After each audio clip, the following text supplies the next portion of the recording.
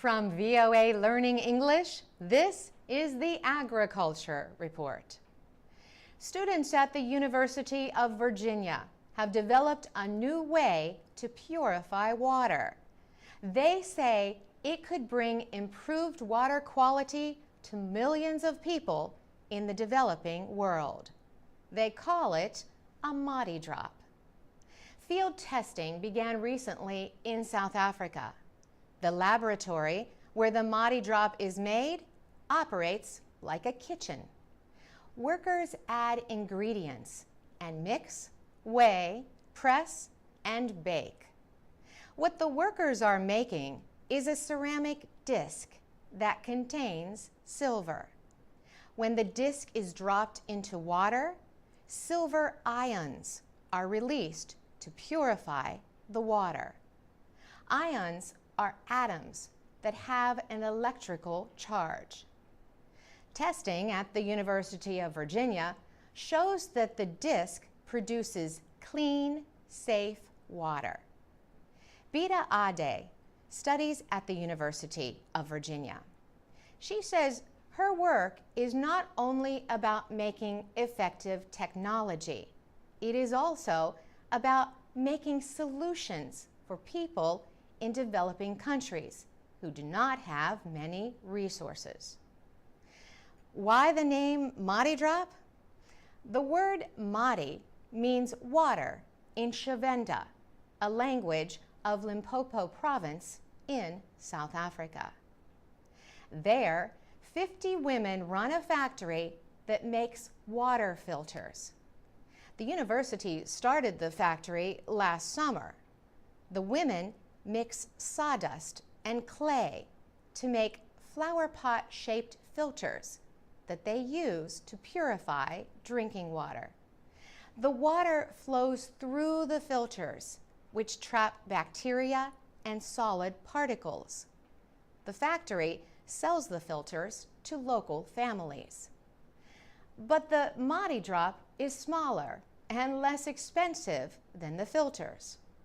Over the next few months, students will test the Madi drop in South Africa. If the testing is successful, the South African women will make and sell the Madi drops. The goal is to expand to other developing countries and improve millions of lives. For VOA Learning English, I'm Carolyn Presutti.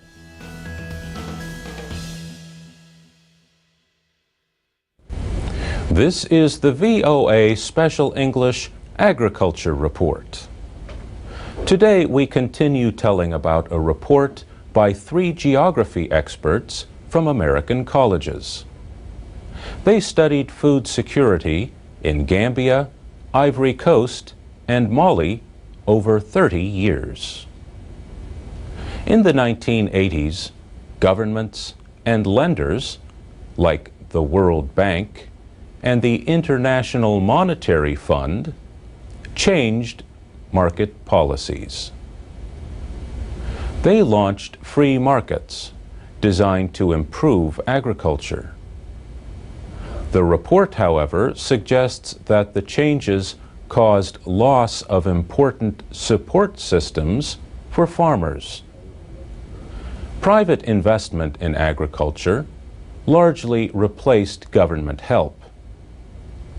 In some places, roads and mills built to help farmers fell into ruin. Protectionist import taxes and farm supports were cut. Farmers planted more of their best crops, or cash crops, for export. They planted fewer food crops for local use. Less costly rice came into the ports of Gambia and Ivory Coast. Many city people in those countries liked the cheap rice more than rice grown locally. Researcher Judith Carney works at the University of California at Los Angeles.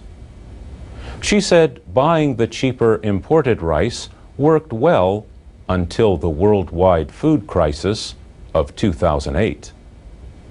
Then, many people could not pay for an important part of their diet. Researcher Lawrence Becker of Oregon State University said some local farmers stopped farming. Food production fell and unemployment rose. The researchers said people in Mali were able to deal better with the food crisis. Mali's farmers supplied more of their nation's rice needs than the other two countries studied.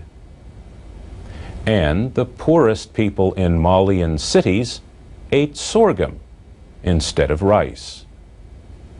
William Mosley of Macalester College in Minnesota led the report. Professor Mosley said Malian farmers had planted more sorghum because the price of their cotton, a cash crop, had dropped. Unlike Ivory Coast and Gambia, Mali has no seaports. He said this is often seen as a problem for Mali, but it caused them to depend less on imported rice. Based on their research, the experts suggest that farmers plant a variety of crops and not just depend on rice. They also say governments could place some trade barriers. And they urge that mills and roads be built or rebuilt to process and carry grains to market. And that's the VOA Special English Agriculture Report. For more agriculture news or to comment on our reports, go to our website, voaspecialenglish.com. This is the VOA Special English Agriculture Report. A new study says climate change has reduced the world's wheat and maize production. The study says rice and soybean yields have also decreased in some places, but increased in others. In the words of the researchers, for soybeans and rice, winners and losers largely balanced out. The researchers studied climate trends and global crop production from between 1980 and 2008. They found that climate changes are already exerting a considerable drag on yield growth and may have affected food prices.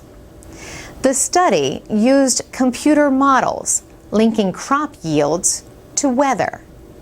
Yield is the amount produced for each hectare or acre. The researchers compared the results to what the yields might have been without climate changes.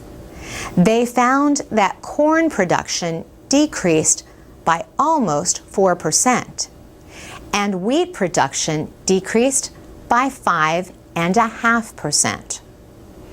Warming temperatures were reported in almost all of Europe, much of Asia, and some of South America and Africa. During the study period, most countries had greater temperature changes from year to year than they have had historically. But the study says the United States was an important exception, at least so far. Corn and wheat yields in most of North America remained about the same. Russia's wheat yield decreased the most. The largest loss in corn yields were in China and Brazil. The report is in the journal Science. One of the researchers was economist Wolfram Schnenker at Columbia University in New York and the National Bureau of Economic Research. He says the report can serve as a planning tool for policymakers.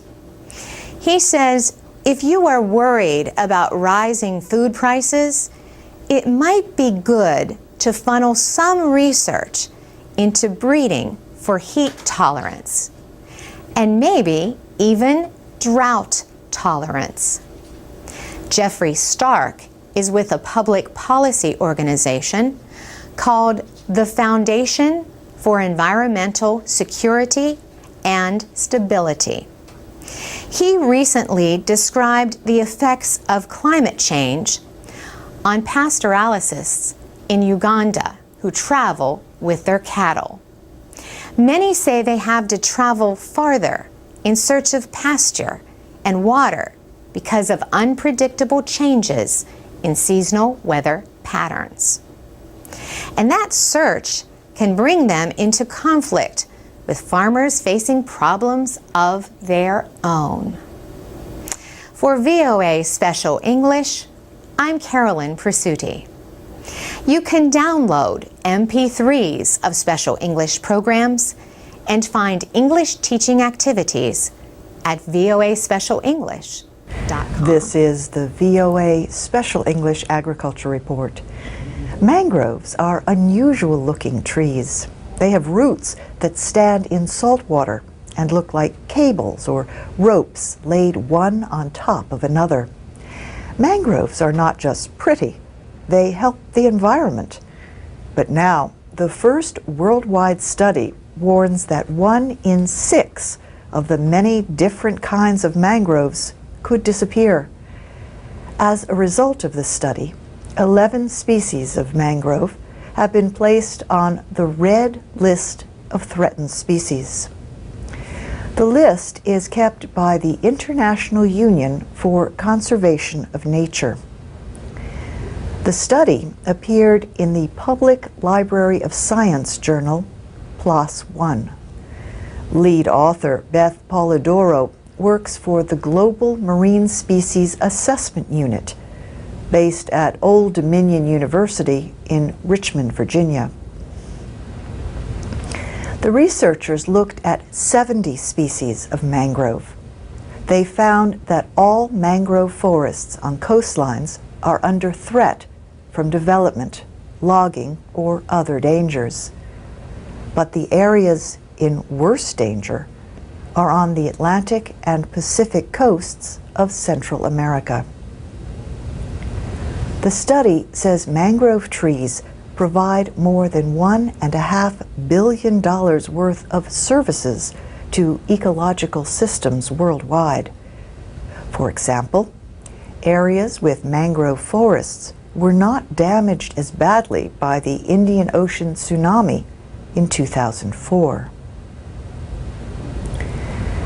Mangrove forests protect land against erosion from wind, water, and storms. They capture and store carbon dioxide, so experts say they can help fight climate change. And they serve as nurseries for shrimp and other saltwater organisms. Beth Polidoro says about 80% of the mangrove area in India and Southeast Asia has disappeared within the past 60 years. Indonesia is said to have lost almost half its mangrove forests within the past 30 years. Burma, also known as Myanmar, has lost many valuable mangrove trees in recent years. In some areas there, monkeys play in the tops of mangroves 30 meters tall, and dolphins swim in the waters of mangrove forests. One of the rarest species of mangrove tree grows in just a few places in East Asia and India. There are estimates that only about 250 mature trees of that species remain. Beth Polidoro says they may disappear within the next 10 years unless action is taken to protect them. She says the good news in the study is that some species of mangrove can be reforested relatively easily, but others are much more difficult to restart. And that's the VOA Special English Agriculture Report. This is the VOA Special English Agriculture Report. This summer, the remains of what had been Hurricane Isaac moved over the American Midwest. The storm brought rain to areas suffering from a severe drought. But the rain came too late to save many farmers' corn and soybean crops. Crop insurance will help limit financial losses, but crop insurance is a tool that is not available to most growers in the developing world. The United States federal government helps pay for the cost of insurance against natural disasters. Not every farmer in America chooses to buy crop insurance. Dick Thompson of Boone, Iowa, says he operates his farm the way farmers did in the past. "I'm old-fashioned, and I'm proud of it," he says. Dick Thompson uses little chemical fertilizer, weed killers, or insecticides. He does not grow genetically modified crops. He says his methods helped him survive the drought, and he says they are already earning him more money per hectare than his neighbors who farm the modern way. Scientists are trying to understand why his methods are working. Matt Liebman has copied many of them in his research fields at Iowa State University. He says he is trying to understand some of the scientific mechanisms that explain the results Dick Thompson observes on his own farm. Many Iowa farms today grow only corn and soybeans. Payments from crop insurance keep farmers in business when their crops do poorly, as in this year's drought. But Dick Thompson says he has never bought crop insurance. Instead, he protects himself by growing other kinds of crops in addition to corn and soybeans. He raises hay and oats, along with cattle and pigs. He harvested his oat crop before the drought hit. He says it's common sense. But now farmers are growing hay on only half as much land as they did 20 years ago. And oat production has fallen by almost 95%. Livestock production has also fallen. Dick Thompson says he will sell some of his cows and hogs, but not all of them. They provide more than money. They also make manure that he uses to fertilize the soil instead of chemical fertilizers. The manure helps the soil hold water. Iowa State University researcher Rick Cruz says that helps crop growth even in drought conditions. And these are the stressful conditions that farmers everywhere might face more often because of climate change. Matt Liebman says his research shows that all farmers can learn from Dick Thompson. For VOA Learning English, I'm Laurel Bowman. This is the VOA Special English Agriculture Report. The University of Georgia is a respected research university. 35,000 students attend the main campus in Athens, Georgia, and extended campuses around the state. And among its areas of research is agriculture. UGA has a center in San Luis de Monteverde in Costa Rica. This center is for students and visitors who want to learn more about farming and living in environmentally friendly ways. Some students take a class called Coffee, from bean to cup. Coffee is Costa Rica's most important agricultural product. Professor Valerie Peters teaches the class. Her students help her study coffee farms in an area called Finca La Beja. Farmers in this area agreed to grow their coffee sustainably. using methods that do less harm to the environment. Most coffee farms in Costa Rica have 1 or 2 different kinds of trees to help shade the coffee plants from the sun. In Finca La Beja, most farms have at least 20 kinds of trees. Many of the farmers have also planted more flowers. When there are more flowers and more kinds of trees, more bees will come to pollinate the coffee plants. Coffee plants can pollinate themselves, but bees help increase the harvest. Professor Peters is working with her students to help teach farmers about the importance of bees and having more trees and flowers. She says many of the farmers commented that they never even thought of bees as having a role in their coffee production. Having more species of trees on coffee farms also provides more places for birds to live. If farmers have at least 10 different kinds of trees per hectare, they may be able to have their coffee certified as bird-friendly. This is done by the Smithsonian Migratory Bird Center in the United States. Bird-friendly coffee can sell for a higher price. The University of Georgia is also helping farmers in Costa Rica increase their income through tourism. Professor Quaint Newcomer directs this program.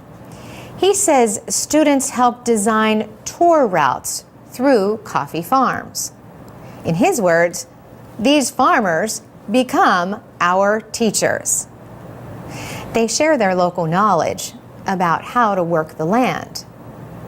UGA Costa Rica, as the center is called, also plans to increase the amount of locally produced food it buys.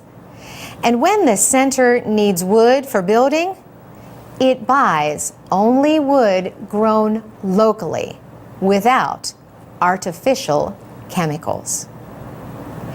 For VOA Special English, I'm Carolyn Presutti. You can find more stories about coffee at voaspecialenglish.com. This is the VOA Special English Agriculture Report. Mobile phones are an important business tool for farmers in rural areas, but they also put a valuable educational tool in their hands. The University of Illinois in the United States has a project called SABO, Scientific Animations Without Borders. It produces educational videos that can be downloaded to cell phones. The goal is to help people in developing countries improve their lives. One video, for example, shows farmers how to make a natural insecticide from neem seeds to prevent insect damage to crops. The videos use computer animation. Some of the animated characters are a little funny looking, like a farmer with a long nose. But the subjects are serious, including a health video on preventing cholera. Team member Francisco Suferheld says the information in the videos is meant to be quickly understood. The information is digested in such a way that in 2 minutes we can transmit a complex idea. The team has made a few videos so far. These are available in a total of 80 languages, dialects, and accents. Professor Barry Pittendrigg says there are plans for more videos later this year. Purdue University in Indiana is using videos to promote a project in Africa called PICS, Purdue Improved Cowpea Storage. The aim is to get farmers to use special bags to keep air and bugs out of their cowpea harvests. The Purdue researchers have produced their videos in different countries in Africa. Crop scientist Jess Lowenberg de Boer says this helps local farmers relate to them. The researchers did an experiment in Niger with a video showing how to close the bags. Professor Lowenberg de Boer says the process is not difficult to do, just difficult to describe. Closing the bags is something that, if you see it, you will understand it very quickly, and most people do. But explaining it in words is quite difficult. The researchers tested the 7-minute video on 7 mobile phones. They wanted to see if people would share the video using Bluetooth wireless technology. With Bluetooth, files can be passed to a nearby phone even if neither phone is connected to the internet. In 1 month, the video had spread to 118 people in 50 different villages. And we think that this is just incredible impact. For VOA Special English, I'm Alex Villarreal. For daily news and information, plus activities for English learners, go to voaspecialenglish.com. This is the VOA Special English Agriculture Report. Today, we have a vocabulary quiz. We start with 2 questions about terms for plants. Okay, first question. What is the name for a plant that lives only 1 year or 1 growing season? This kind of plant is called an annual. Think of an annual report, a report published just once a year. You can probably guess the next question. What do we call a plant that produces new growth year after year? Plants that keep growing back are called perennials. So a perennial is the opposite of an annual. Perennials come back year after year. Now some questions about terms for livestock. What is another name for a male cow? A bull, right? Well, not always. A male cow is usually called a bull only if it still has its reproductive organs. If not, we call it a what? The answer? A steer. Next question. What is another name for a young cow? A very young cow is called a calf. But a young female cow, especially one that has not had a calf yet, has a special name. Do you know what it is? The answer?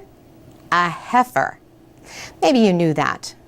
But here is a question just for our radio listeners. Can you spell it? Heifer is spelled H-E-I-F-E-R. Cows, like all mammals, lactate. Our next question is, do you know what that means? To lactate means to produce milk. Cows lactate for up to 10 months. In milk, fat rises to the top, but some people do not like to drink milk that way.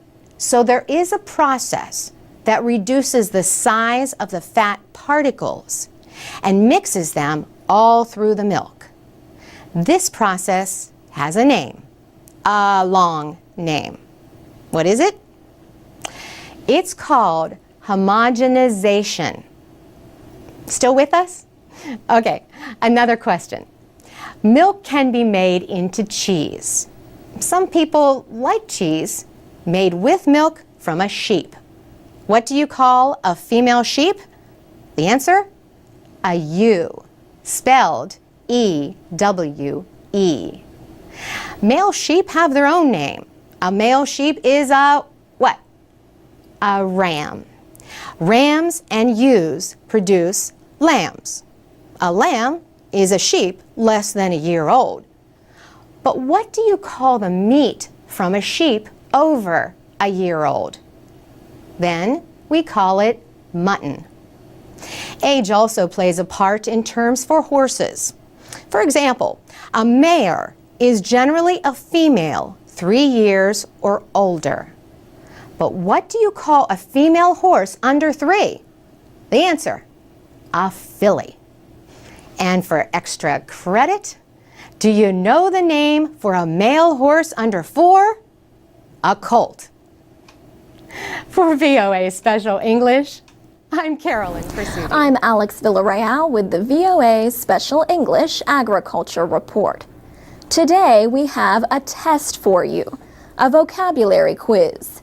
The words are all related to agriculture. We start with 2 questions about terms for plants. Ready? First question.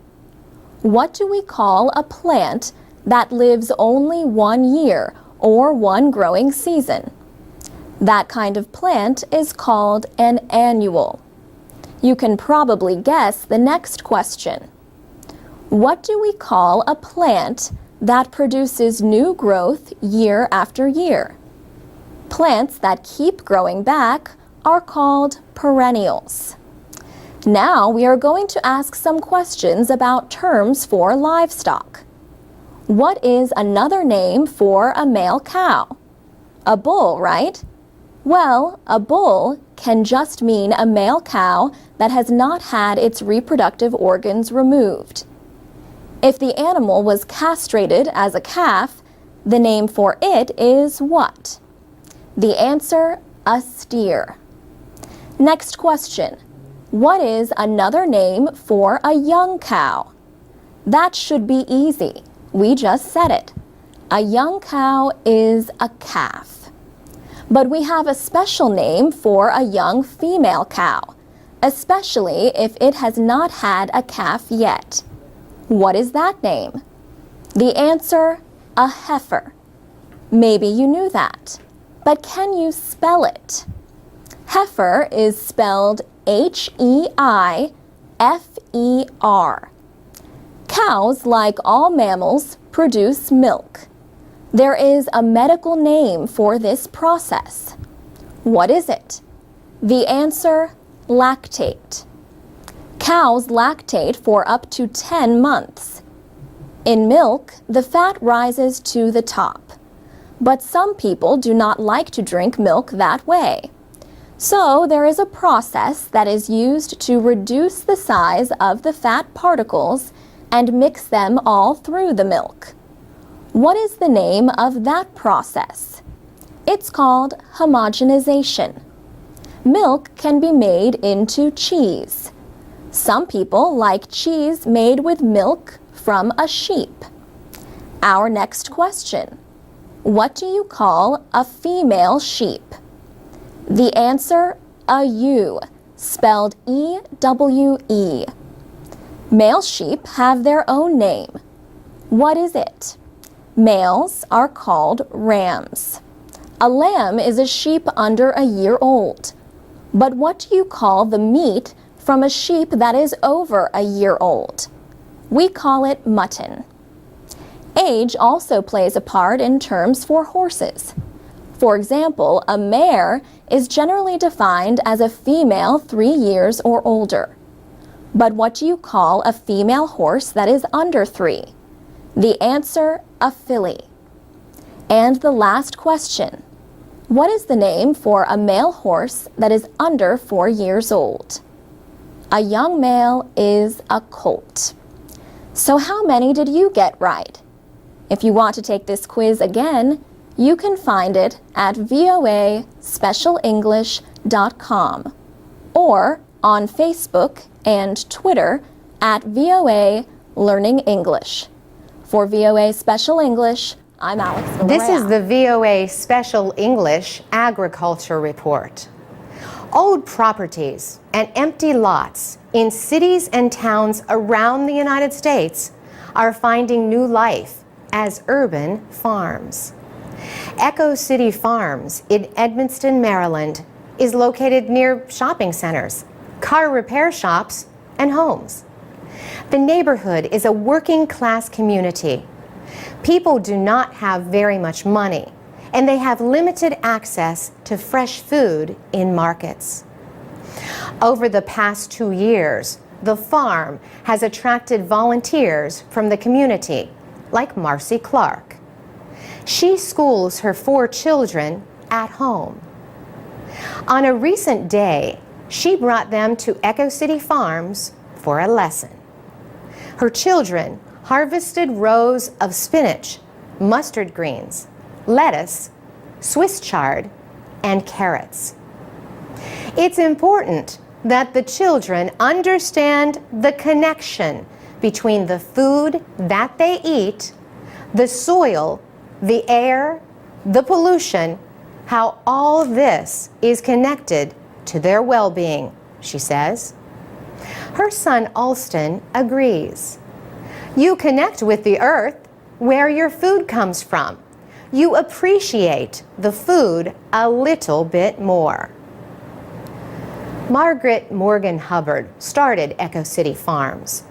She thinks of it as a place where people can learn to live healthier lives. Our view is that what happens in a community influences the culture of that community. So our idea was growing food in a community and showing that you can have farms even in urban areas. Redefines what's possible in that area, in that community, and brings people together.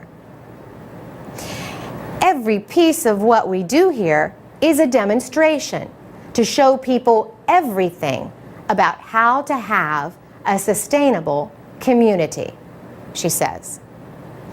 That means not only farming food and raising chickens and bees, but improving the soil with compost made from food waste. 16 wooden bins are filled with worms. Their job is to eat the food waste and help make it into compost. Echo City Farms is an off-the-grid experimental operation. The farm gets its power not from the local electricity grid, but from the sun with solar panels. In winter, the greenhouses are heated using a geothermal system. Buried tubes pump air at underground temperatures, 13 degrees Celsius, into the structures. Vegetables can be grown all year. So once a week, all winter long, neighbors can come to the farm and pick up a share of the harvest. For VOA Special English, I'm Carolyn Presutti. You can find 2 videos about Echo City Farms, including one about the composting worms, at voaspecialenglish.com.